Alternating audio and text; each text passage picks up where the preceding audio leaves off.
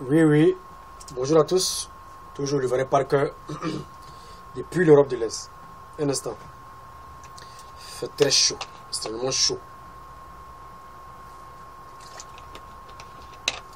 Ouais, déjà en été, plus 30 degrés. Imaginez-vous pour des personnes qui sortent de l'hiver à moins 15 degrés, qui abordent subitement l'été à plus 30. C'est vraiment pas facile. Il faut boire beaucoup. Ouais, pour ne pas affaiblir le corps. Ok, et voilà nos moutons. En fait, ma vidéo d'aujourd'hui, oui, je voudrais joindre ma voix à celle de Peter 007 et du nouveau Johnny Pacheco. Voilà, qui interpelle les frères et sœurs et les parents et les pays limitrophes à rentrer. Ouais, c'est important. Pourquoi je dis le nouveau Johnny Pacheco? Parce que nous avons connu l'ancien Johnny Pacheco. Voilà. L'ancien Johnny Pacheco. Aujourd'hui, le nouveau Johnny Pacheco a compris qu'après un long combat, un combat de longue durée, il faut faire un bilan. Voir ce qui n'a pas marché, ce qui a marché. Voilà. Le nouveau Johnny Pacheco a compris qu'il faut changer son fusil d'épaule. Le nouveau Johnny Pacheco a compris, oui, qu'il faut faire maintenant des discours apaisés. Et cela fait plaisir, je lui tire mon chapeau. Voilà. Donc je voudrais à travers ma vidéo aussi interpeller nos parents, nos frères et sœurs des pays limitrophes comme réfugiés. Si vous vous souvenez bien, pour ceux qui regardent mes vidéos, vous allez voir que j'ai même commencé, j'ai déjà même commencé ce combat dans mes débuts. J'ai même fait une vidéo, voilà, pour donner un peu l'idée. L'idée, comment vivent nos parents, nos frères, nos soeurs dans ces pays limitrophes-là. Vous allez voir que ça fait pitié. Vous allez voir que c'est la souffrance totale. Vous allez voir nos parents qui dorment sous des tentes à 35 degrés, où il fait chaud. Vous connaissez l'Afrique, où il n'y a même pas de ventilateur dans ces tentes-là. C'est pas facile.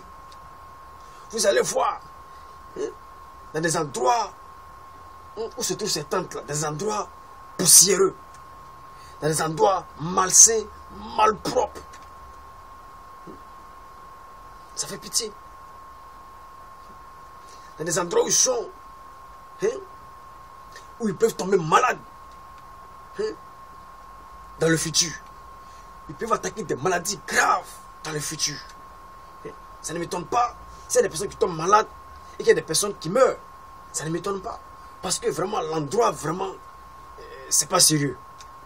C'est pas un endroit où il faut vivre. Non, il faut se considérer la vérité. Ça fait vraiment pitié. Nos soeurs qui sont des prostituées. Juste pour avoir quelque chose à manger.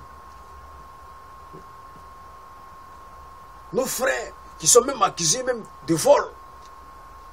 Nos soeurs qui sont accusées même de voleuses. J'ai même vu une vidéo sur l'internet qui a été déjà supprimée, je ne sais pas, où l'un de nos frères a été brûlé, vivant. Comme quoi, il a volé une mobilette. Et vraiment, ça m'a vraiment choqué. Ça m'a vraiment choqué. Sans qu'on essaie d'écouter sa version. Sans que l'histoire ne soit, comment dirais-je, jugée devant la police ou devant le commissariat ou devant la justice. Mais il a été brûlé vivant. J'ai été vraiment choqué. C'est quelle vie ça? C'est quelle vie?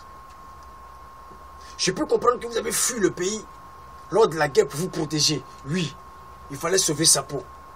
Mais la guerre est finie il y a combien de temps? La guerre est finie il y a combien de temps? Entrez, reprenez vos activités.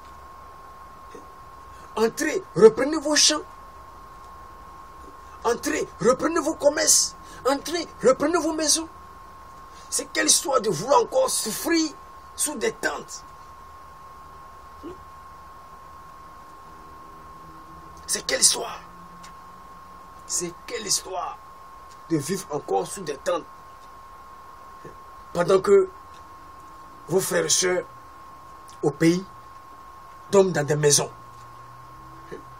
pendant que vous avez des maisons au pays.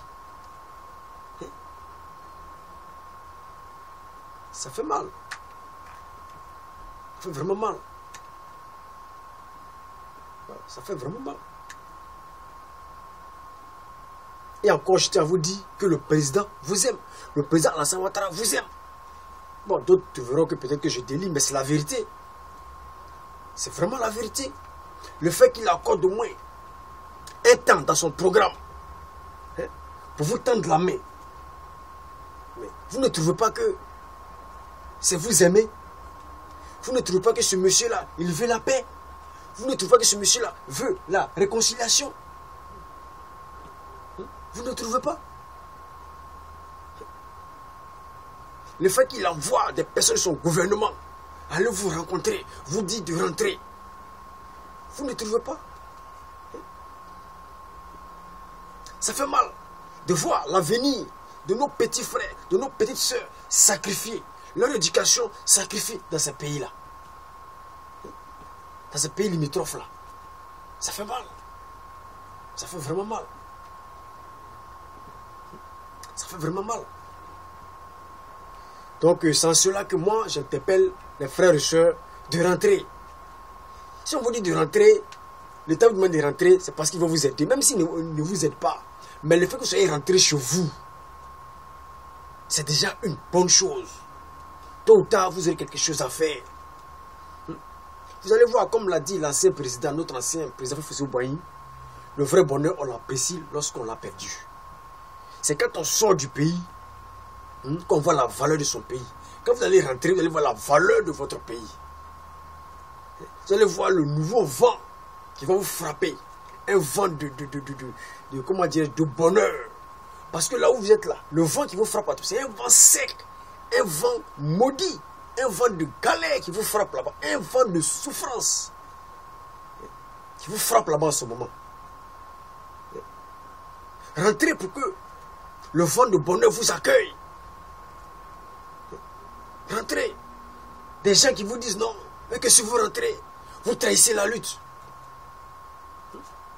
Vous trahissez la lutte. Que si vous rentrez, vous êtes vendu. Mais vous préférez qu'on vous dise que vous avez trahi la lutte que de souffrir. Vous préférez qu'on vous traite de vendu que de mourir de faim dans ces pays limitrophes-là. Je vais vous dire une chose, ces personnes qui vous disent cela, c'est des personnes qui vivent très à l'aise ici en Europe. Il y a des personnes qui dorment dans des maisons très chères ici en Europe, qui roulent dans de grosses voitures, qui sont à chaque fois dans des boîtes de nuit en train de péter les champagnes, en train de péter les cognacs avec les belgos. Et ils vous récalent là-bas comme réfugiés. Est-ce que vous êtes une fois demandé d'où vient leur argent? Je vais vous dire, c'est vous qui les enrichissez. Parce qu'à travers vos titres de réfugiés là, et ils mangent sur vos dos. Parce qu'ils se promènent un peu partout dans les pays là, avec vos titres de réfugiés là.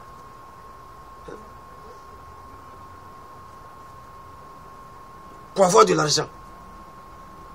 Oui, je vous le dis. C'est vous qui les enrichissez. Le fait que vous soyez réfugiés dans ces pays-là, ça les arrange. Ils s'enrichissent sur vos dos. Jusqu'à des personnes vont vous rendre visite même en jet privé. En jet privé. Vous êtes une fois demandé d'où vient l'argent là. C'est vous qui leur donnez cet argent-là. Si vous ne le savez pas. Quand vous allez tous rentrer au pays là, vous allez voir où ils vont aller prendre leur argent. Vous allez voir qui va leur donner de l'argent. Parce que quand ils seront dans les pays pour dire non, on a nos frères qui sont réfugiés dans le pays, on dit mais quels frères? Ils sont tous rentrés en Côte d'Ivoire, il y a la paix. Ils sont tous rentrés en Côte d'Ivoire. Ça sera la fin de leur règne. Oui, je vous le dis.